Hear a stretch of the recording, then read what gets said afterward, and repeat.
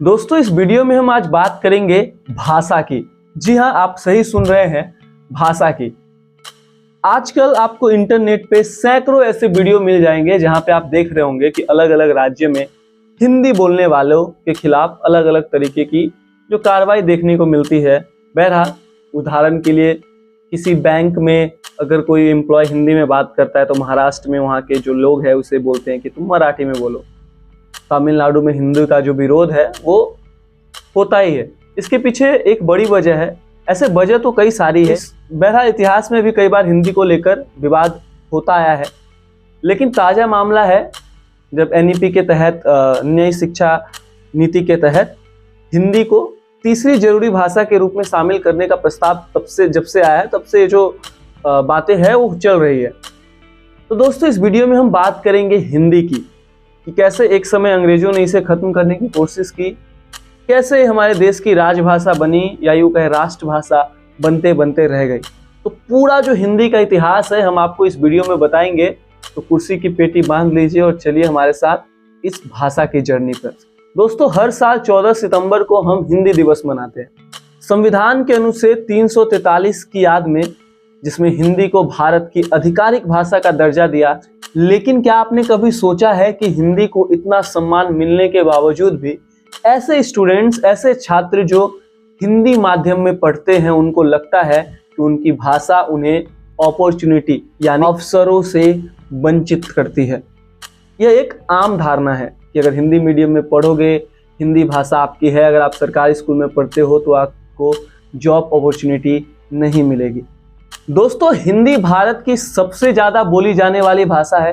विश्व आर्थिक मंच के अनुसार यह दुनिया की 10 सबसे शक्तिशाली भाषाओं में से एक है और एथनोलॉग के मुताबिक विश्व की तीसरी सबसे ज्यादा बोली जाने वाली भाषा है। लेकिन फिर भी भारत में अगर आपकी अंग्रेजी अच्छी नहीं है तो आपके टैलेंट को कमतर आंका जाता है, चाहे बात नौकरी की हो या हायर एजुकेशन की, उच्च शिक्षा की। जितने भी सामाजिक प्रतिष्ठान के केंद्र है सब में अंग्रेजी यानी इंग्लिश का दबदबा है। ऐसा विरोधाभास है जो हमारे समाज को दो हिस्सों में बांटता है। एक तरफ अंग्रेजी बोलने वाला कुलीन वर्ग और दूसरी तरफ हिंदी या अन्य भारतीय भाषाओं में बोलने वाला विशाल जनसमूह। दोस्तों, भारत में भाषा की राजनीति की शुरुआत औपनिवेशिक काल में हुई। आपको बता दें कि ब्रिटिश शासन से पहले जब भारत में मुगलों का राज था, जो फारसी भाषा थी वो प्रशासनिक और साहित्यिक भाषा थी। अंग्रेजों के आने के बाद 1837 में जो अंग्रेज थे उन्होंने फारसी की जगह उर्दू को प्रशासनिक भाषा बनाया। उर्दू उस समय शिक्षा, कानून और प्रशासन का माध्यम थी, लेकिन हिंदी समर्थकों को यह पसंद नहीं आया। उनका मानना था कि उर्दू को उन पर थोपा गया है। मैकडॉनल्ड प्रस्ताव को जन्म दिया जिसमें सरकारी कामकाज में हिंदी के उपयोग की अनुमति दी, लेकिन यह केवल प्रतिकारात्मक था। असल में अंग्रेजी ने धीरे धीरे अपनी पकड़ मजबूत कर ली।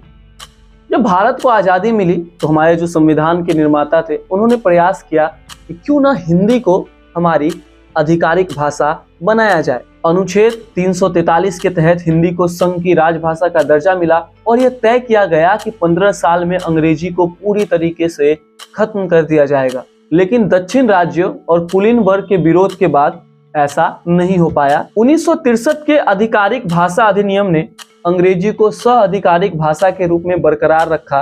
अनुच्छेद 351 ने हिंदी को भारतीय संस्कृति का प्रतिनिधित्व करने वाली भाषा के रूप में विकसित करने की बात कही, लेकिन व्यवहार में अंग्रेजी का प्रभुत्व बढ़ता गया। और आज तो आप जानते ही हैं कि अगर हायर सेकेंडरी में कोई भी एजुकेशन करता है तो वहाँ ज़्यादातर जो फेमस इंस्टीट्यूशन है, कॉलेज, यूनिवर्सिटीज है, वहाँ पे मोड ऑफ एजुकेशन इंग्लिश है। नहीं, हाँ, लेकिन इसका मतलब एक कतई नहीं है कि हिंदी कमजोर है। बहुत लोग डेटा पे ज्यादा बिलीव करते हैं, तो चलिए डेटा की ही बात करें। दोस्तों, विश्व की 150 से ज्यादा विश्वविद्यालयों में हिंदी पढ़ाई जाती है और अपने देश को तो छोड़िए, फॉरेन में यानी विदेशों में भी 25 से 80 पत्र पत्रिकाएं हैं जो हिंदी में छपती है। पर एक बात ये भी सच है कि हिंदी को भारत में उतना सम्मान नहीं मिलता जितना अंग्रेजी को मिलता है। एजुकेशनल सेक्टर में जो विरोधाभास है वो ज्यादा देखने को मिलता है। भारत में हमारी जो शिक्षा प्रणाली है, एजुकेशन सिस्टम है, वो दो भागों में बटा है। एक तरफ इंग्लिश मीडियम के स्कूल है जहाँ पे अमीरों के बच्चे जाते हैं और वहाँ पे उन लोगों को अच्छी विश्व स्तरीय शिक्षा अंग्रेजी में दी जाती है।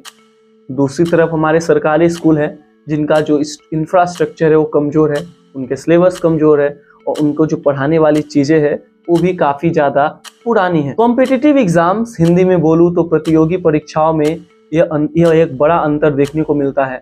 उदाहरण के लिए CDS, SSC या NDA जैसे जो कॉम्पिटिटिव एग्जाम्स है उनमें अंग्रेजी को ज़्यादा महत्व दिया जाता है। आपको बता दें कि CDS परीक्षा का 1/3 हिस्सा केवल अंग्रेजी व्याकरण, शब्दावली और समझ पर आधारित है। हिंदी माध्यम के छात्रों के लिए जो सरकारी स्कूलों में कमजोर अंग्रेजी शिक्षा पाते हैं, यह एक बड़ा अवरोध बन जाता है। उस शिक्षा में भी यह स्थिति है। कई विश्वविद्यालय हिंदी में शोध या थीसिस जमा करने को हतोत्साहित करते हैं। कुछ जगहों पर तो इसे पूरी तरीके से प्रतिबंधित कर दिया गया है। इससे हिंदी माध्यम के छात्र को न केवल अपनी योग्यता साबित करने में दिक्कत होती है, बल्कि अपनी भाषा में विचार व्यक्त करने का उनका अधिकार भी छिन जाता है। एक ऐसी मानसिकता को दर्शाता है जो मानती है कि गंभीर बौद्धिक कार्य केवल अंग्रेजी में ही हो सकते हैं। बात वर्किंग सेक्टर की करें, रोजगार के क्षेत्र की करें, तो वहाँ भी यही स्थिति है। मल्टीनेशनल कंपनी यानी बहुराष्ट्रीय कंपनियां भी ऐसे लोगों को ज़्यादा प्रिफर करती है जिनकी अंग्रेजी में, इंग्लिश में नॉलेज अच्छी है। हालांकि दोस्तों कुछ रिलीफ अच्छी खबर यह है कि हाल ही के दिनों में, पिछले कुछ सालों में हिंदी को भी ज़्यादा प्रोत्साहन दिया जा रहा है। ग्राहक सेवा, बैंकिंग और विज्ञापन यानी एडवर्टाइजमेंट जैसे सेक्टर है, वहाँ पे हिंदी बोलने वालों को भी अब कामों पर रखा जाने लगा है, क्योंकि वो समझ गए हैं ऐसी कंपनियां कि उनके जो ग्राहक है वो हिंदी भाषी है। हालांकि फिर भी हिंदी को रोजगार की भाषा बनने में लंबा रास्ता तय करना है।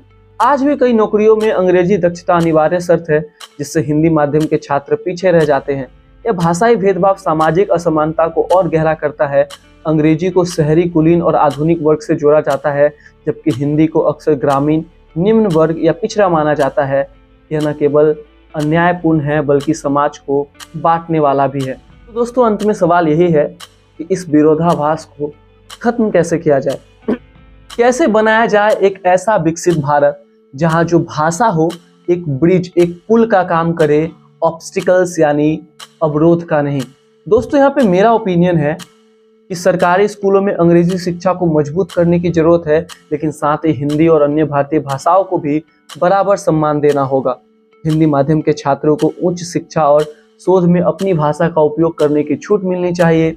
दोस्तों इसके अलावा CDS, SSC जैसे परीक्षाओं में हिंदी और अन्य भारतीय भाषाओं को अंग्रेजी के बराबर महत्व देना चाहिए।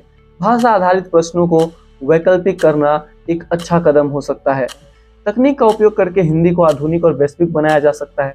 बहरहाल यहीं पे हमारा वीडियो खत्म करते हैं। अपने भाषा पर सम्मान करें।